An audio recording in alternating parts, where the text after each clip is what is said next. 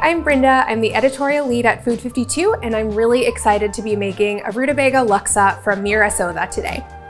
The recipe is from Mira's newest book called East that has 120 vegan and vegetarian recipes from across Southeast Asia. My grandma is from Singapore, so we grew up with this type of dish. It is a really spicy, coconutty broth with wonderful, silky vermicelli noodles and a good amount of shallots and rutabaga on top with lots of herbs. It's such a bright yet soulful and comforting dish, and there's such a wonderful balance of flavors. This is exactly the type of meal that I will be eating all through winter.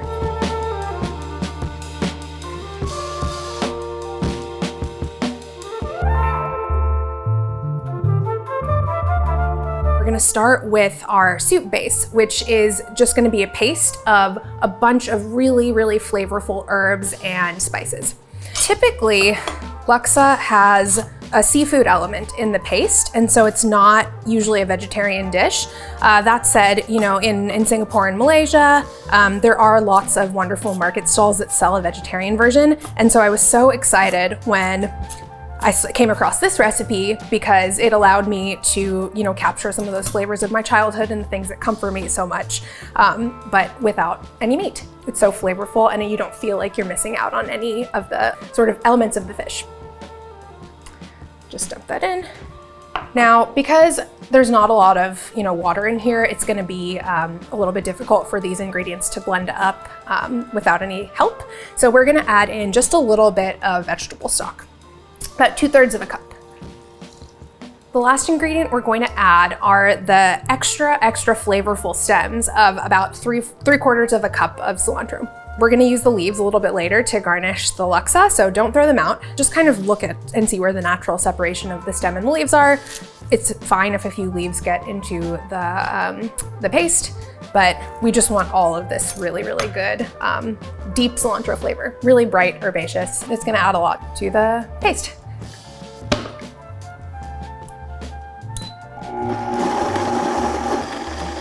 You're just trying to get this into a smooth paste. It should take about 30 to 45 seconds. That looks about done. Oh gosh, that smells so, so good. And it is just this beautiful consistency. Everything looks to be very well blended. So now that our paste is ready, we are going to fry it in a large deep-sided stock pot for about 10 to 15 minutes. So we're just gonna add a couple of tablespoons of oil to the pan. You don't really have to measure it, just a good amount to coat the bottom. Just kind of let it sit there until it gets a little bit hot. Maybe it'll kind of crackle up like mine is right now. And very carefully pour in the spices and the paste.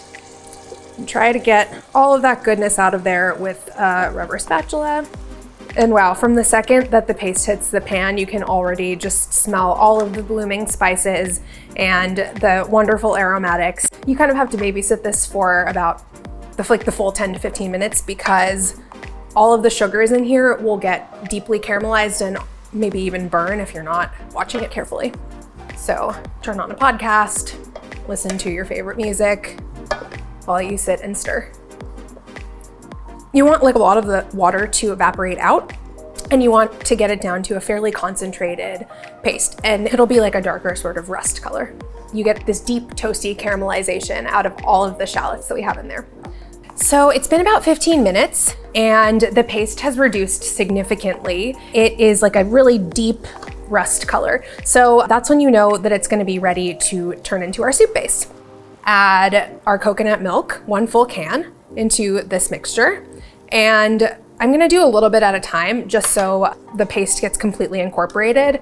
The real secret to so much Southeast Asian cooking is patience. And, you know, this is the type of dish that's great to make, especially now when, you know, it's like meditative to just sit by the stove and stir this pot and then enjoy a really delicious bowl of soup at the end. I'm just gonna dump that in there. Give it a little stir, and then we can be a little less gentle with the stock now that there's enough liquid in the pan to absorb the stock very well. So this is just under 4 cups of stock. Pour it in. stirring along as you go, making sure to wipe down the sides of the pan so it doesn't burn. Okay, just to throw the dish into a little bit more balance, we're gonna add our seasoning right now. So we have 1.5 teaspoons of just plain white sugar. Get that in there. And that's gonna complement all of the really herbaceous, allium-y, spicy flavors that the paste is carrying with it. And then just about the same amount of salt. You don't need to be too shy here. How much you use is gonna depend on how salty your broth is. So taste as you go, stir it around. The stock is very, very liquidy right now, and we want it to get thicker and creamier and richer. So we're gonna let this simmer for about 20 minutes. While our soup is simmering, I'm going to prep our vegetables that are gonna go on top of the Laksa. And for that, we'll just need a few shallots and this fun vegetable called a rutabaga, which I'll get to in a second. First, we're going to get our shallots into beautiful petal shapes and put them on a roasting pan. So we'll just wanna stem them here and cut them in half. It makes it a little bit easier to peel. And then we are going to separate them into beautiful petal shapes. It's okay if you break them a little bit as you're doing it, just try to get them as intact as possible. Again, because they have a milder flavor, it's not gonna be too intense to have this many onions and alliums in our whole recipe. So don't worry if you don't like onions that much. These won't taste super spicy or oniony. So now that we've got our shallots all prepped into beautiful petals, I'm going to get started on my rutabaga. So if you have never had a rutabaga before, this is your chance to try. They are a relative of the cabbage family, actually, and they are kind of related to turnips too, but they have a completely different texture and flavor. They are very sweet, very mild, almost starchy like a potato, and they can make really good mash, actually. If you're not using them for laksa, you should mash them with a lot of butter and salt. It is so good. So we're going to need to peel it to get all the knobbly skin off. And I advise you to use a very sharp peeler for this because the skin is a little bit tough and thick. And you see that there's these little brown knobbly eyes. Just try to get them off as much as possible. They don't taste bad, they're just not great to look at. We basically want these to top the bowl of laksa, so we want to chop them into pieces that will A, roast fairly quickly within 30 minutes, and B, that will go on top of the soup and be really nice to just take in when you're eating spoonfuls of the soup. So I'm gonna chop off this top root part that kind of has like a weird knobby end, and like similarly on the bottom too. And then I'm going to cut it in half. You want to be careful when you do this because it's very tough, a little bit hard. So Mira in the book has you cut these into half moons, but I actually think that because it's so big, I would like to cut them into quarters. Also, it'll make it easier for us to determine what 3/4 of the rutabaga is. So I'm gonna set this aside. We won't use that for this laksa, but maybe for something else like the mash I was telling you about. So we're just gonna cut them into quarter moons, 1/2 inch thick, thereabouts. You don't need to get super exact with it, but if you cut them too thick, then they won't roast quite fast enough. And if you cut them too thin, then they will burn and then get kind of unpleasant and bitter, and you don't want that. Now we're going to season it a little bit and put some oil on it just to kind of give it a head start with the brown and crispiness. Just enough salt to taste. Couple big pinches. These are obviously very big and starchy vegetables, so they can take a lot of salt and they kind of need the extra seasoning to get all the way into their flesh. Then we'll want to arrange these in a single layer on the baking sheet so that, again, we want to maximize the surface area that gets revealed to the top of the oven and hits the bottom surface of the oven. So there's like really wonderful crispy caramelization the whole way through. So we're gonna do the same sort of seasoning with the shallots, just a few tablespoons of vegetable or canola oil. I don't know if I mentioned that before. And some more of our salt, a couple big pinches, give or take. Don't need to be super exact. Yeah, just dump them on, don't be shy. And we want these to be as separate and as flat against the sheet pan as possible.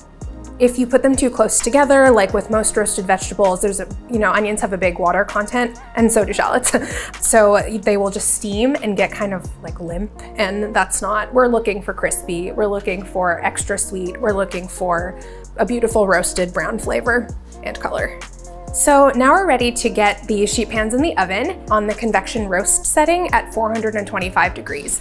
And we'll want to use that particular setting because the convection has a bunch of fans that will evenly distribute heat throughout the oven, meaning that we'll get extra crispy tops and bottoms of our rutabaga and shallots. It'll all just sort of caramelize at the same time, which is exactly what we want.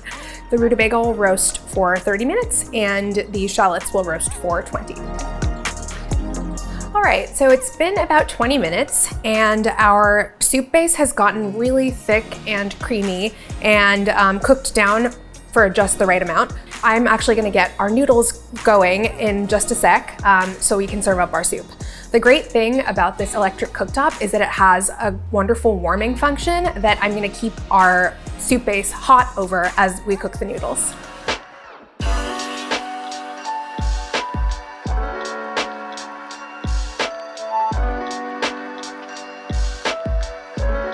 So our water has come to a boil and I'm going to cook some rice vermicelli noodles just according to the package directions for a couple of minutes. And then I will drain it really well and immediately rinse it with cold water to stop the cooking process. So this happens pretty fast, so don't stray too far. You'll want to stir it around a little bit and then by the time you do that, it'll be basically done. So our noodles are pretty much done. I'm going to take them off the heat and go and drain them.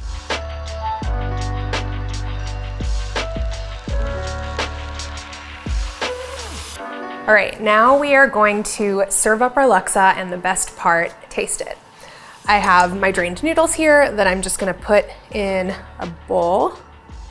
Don't be shy with the portion. Now we're gonna ladle over our beautiful, thick and creamy broth. Right on there. You don't want the noodles to be completely submerged, but you want a good amount of the soupiness to eat with them. That's good there. And then we're gonna put some of our vegetables on top. So a couple of pieces of rutabaga, so crispy and browned and nice, and a couple of shallots. We are going to top it with some cilantro leaves and some squeezes of lime to kind of cut through the richness and spiciness of the broth. A little bit of brightness is really important.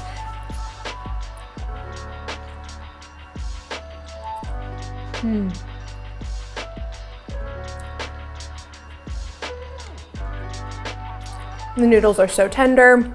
The shallots are so sweet and jammy. The rutabaga is perfectly roasted and feels so silky and creamy. Just gonna try a spoonful of the broth by itself. That flavor is so amazing. All of the ingredients came together really, really well. It's so wonderfully balanced. This dish is going to hold me over and keep me comforted and thinking of my childhood in Singapore every time I eat it this winter. I hope you try it too.